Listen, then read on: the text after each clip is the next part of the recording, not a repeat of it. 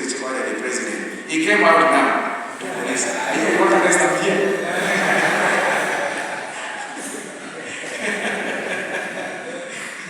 I am here, arrested, you're looking for me for chasing Chakobani. I am here now.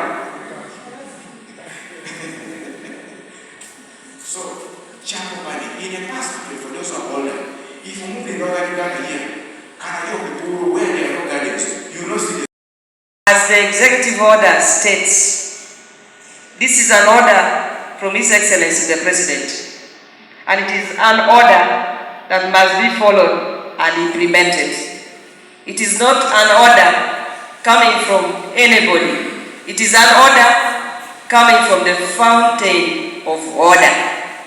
And that is why we should be orderly in this executive order. Now, from 2023, we are in 2025. We should be well versed with this order. I want to single out key issues in the executive order. And I'm singling the issue of, before I single them out, let us assess ourselves. What achievements have we made on the executive order? I've already talked about the list on what the executive order talks about. The President made it very clearly that we have to make duru in our local language. Whenever there is any insecurity somewhere, people should make alarm. And everybody should respond to the alarm in order to address the issue of a particular insecurity.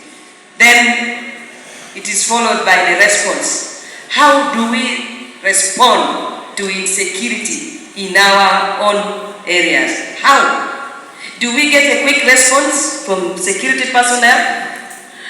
If an alarm is made somewhere, especially probably on a thief, on a killer, on a robber, how do we respond? How quick are we to respond?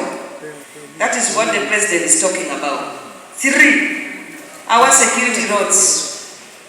Do we have security roads, especially the roads connecting the boundaries, Lamu and Karamoja? And we know the issue of cattle rustling in this country. Let us assess ourselves. I heard from the chairman of Kwania district talking about a great achievement on anti-cattle rustling. This one we have all seen.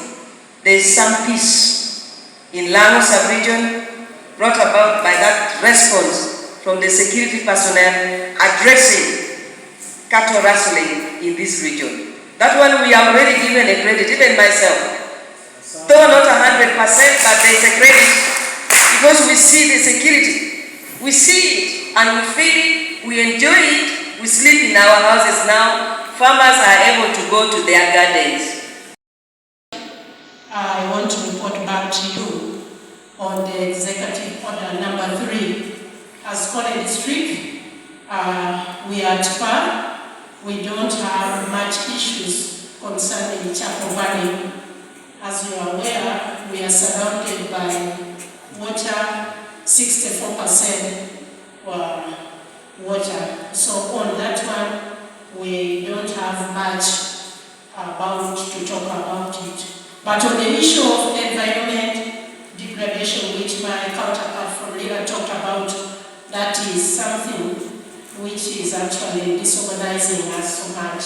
Because as a district, we have tried to work very closely with the neighbor to ensure that there is a demarcation on some of our areas. Like, for example, we have the dam called Lira. We have tried to use the Ministry of Water and Environment to come and put the milestone. But you find that there is a lot of politicking, and as you are aware, we are now heading towards politics. Some of our politicians have taken advantage on this environment, and it has really made them to get some of the political capital. For example, I have a challenge in the College House where the MP, you can imagine a policy maker, who is supposed to go and legislate about how we can conserve our environment.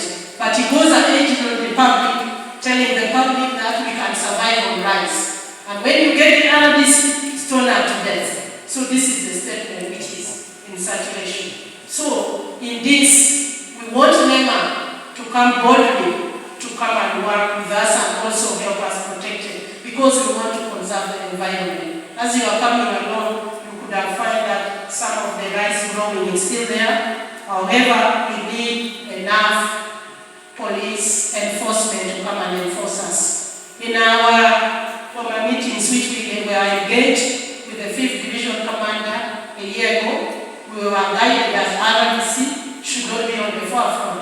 And this has affected us so much because when we send some of these officers, they tend to shy down. And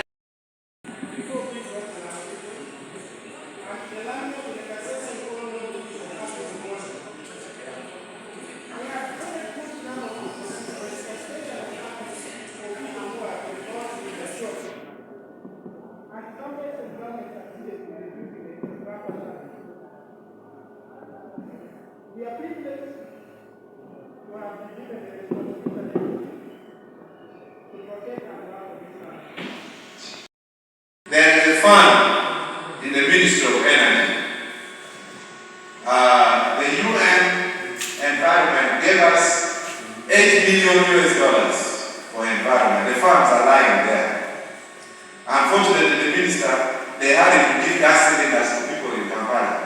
They were just, if you get a letter from anyone, they give you a gas cylinder, that man, you should stop using charcoal. So those who got that gas cylinder, they are going back to what? To charcoal. So the UN has specific criteria where if you sit and write good proposals, you can get that support in relation to clean energy, in relation to briquettes, and in relation to energy what? Saving stores. Even last week, the European Union gave Uganda $45 million. So as leaders of the district, please, production officers, scouts, big interest, go to those ministries, get those brochures, and then we become compatible to ensure that we benefit from this international funds. We are in this spot together. If we lose the environment in the north, even the west will suffer. This is a very small country, so let's embrace the country. Thank you. Prime Minister, I tried in the Route North through the institutions, schools, hospitals, and even in some churches. I even gave out to the community siblings, because NEMA NFA used to give us siblings every year. It's only that they've stopped. They receive, free things. Somebody gets it, they don't take good care of it. So it should not be 100% free. At least to make somebody at least look after it. We tried, but the police are not there, the minister. Then I want to appreciate security of a patch. About the animal, you're talking about Balalos. I want to congratulate you. Just last week, we went and we were given some animals from Maruzi. So it was at night. They arrested our men who were transporting animals for the burial of the late retired colonel at night.